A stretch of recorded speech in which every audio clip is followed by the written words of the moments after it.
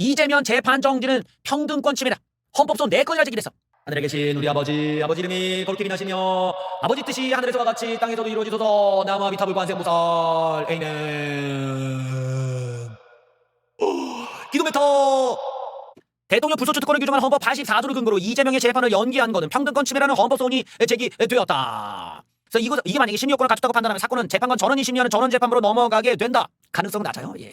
사실 지금 저렇게 나온 거 보니까 일반인이 한 것으로 지금 보이거든요. 어떤 단체나 이런 거보다는 일반인이 한 것으로 보이는데, 일단 접수와 배당은 됐어요. 그래서 심리를 해. 그래서 자격 여부를 봐서 할지 말지를 결정을 하는 거야. 그걸 지금 심리하고 있다라는 거죠. 근데 대체적으로 요 부분에서 이 이재명의 재판을 연기한 판사의 그걸 가지고 일반 국민이 평등권 침해다 어쩐다 해가지고 이 들어가는 거를 과연 심리의 대상으로 볼 것이냐 아니냐, 이런 거는 약간 이제 아무래도 현실적으로는 좀 낮게 볼 수밖에 없는 거지. 하지만 이거 자체가, 이런 운동 자체가 의미가 있는 거야. 그만큼 국민들의 반감이 컸다는 거니까 바로 내 건이라 들어왔다는 거는 보통 일이 아닌 거잖아. 민주화의 열망을 갖고 있는 건전한 시민이라면 모두 다 소원을 걸어야 돼. 당연한 거죠. 왜? 법 앞에 만인이 평등하기 때문에. 고로 이재명이라고 해서 과거에 받았던 재판이 갑자기 대통령이 된다고 이게 멈춰지면은 그거는 만인이 평등이 아니라 무너지는 거야. 법에 대한 신뢰도, 법이 어떻게 권력 앞에 굴복이 되고 이게 끊어질 수 있는가. 대통령을 다시 뽑는 한이 있더라도 우리가 증명해야 되는 제대로 된 민주화라는 거는 법 앞에 만인이 평등하다는 거야. 그래서 사법부 행정부가 다 분리되어 있는 거고, 삼권 분립의 원칙에 의해서도 대통령의 불소추 특권이라는 건 대통령 임기 중에 있었던 사건이면 모르겠지만 그 전부터 있던 사건이라면 그거는 법이 심판을 통해서 끌어내릴 수도 있고 교체당할 수 있는 상황을 만들어줘야 우리 사회의 집단 지성이, 그리고 건전한 민주주의가 정착될 수 있다는 거죠.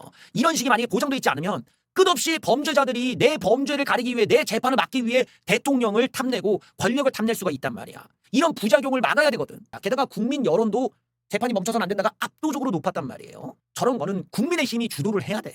국민의 힘이 되든 안 되든 기각을 당하더라도 또 하고 계속 걸어야 돼. 계속. 중요한 거는 사람들에게 계속 각인을 시키는 거야. 많은 국민들은 이걸 결정을 권위가 있는 어느 곳에서 해주기를 원한다고. 그럼 헌재가 직접 나서서 여기에 대해서 이게 앞으로는 이렇게 하자라고 딱 정해줘야 모두가 수긍할 거 아니야. 그런데 이걸 붕 뜬 상태에서 그냥 몰라 이러고 던져버리면, 그러면 누가 이재명을 대통령으로 인정할 수 있겠어. 그냥 임시 당선인이지. 그냥 임시 정부고. 그러면은 정치가 더더욱 갈등만 있고 더더욱 서로를 인정하라고 이러고 서로 싸움만 있다는 거야.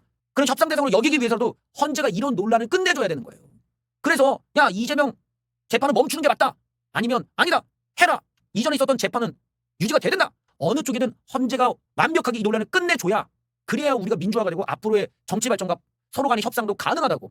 빨리 헌재가 권위가 있는 집단에서 결론을 내줘라. 그러면 수긍이라도 할 거 아니야. 야, 헌재가 얘기해서 알았어, 그러면 이재명 대통령을 인정하겠다. 그렇게라도 깔끔하게 가겠는데 이런 식으로 그냥 얼렁뚱땅, 이건 안 된다 이거예요. 그래서 국민의힘이 좀 적극적으로 나서고 좀 신망 있는 이런 그 법학자들도 나서서 좀 하고, 이런 분위기가 좀 필요하다.